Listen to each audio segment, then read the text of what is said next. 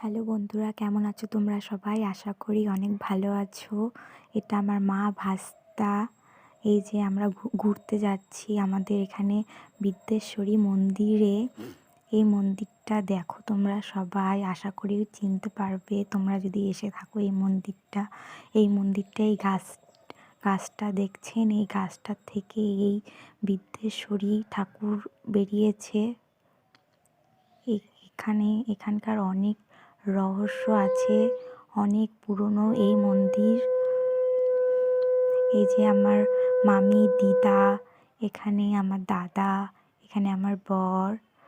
এই যে আমরা এখন মন্দিরের ভিতরে যাচ্ছি। এই দেখো, এই ঠাকুরটি এই গাছের ভিতর থেকেই বেরিয়েছে। দেখছো কি বড় গাছ, বট গাছের ভিতর থেকে বেরিয়েছে।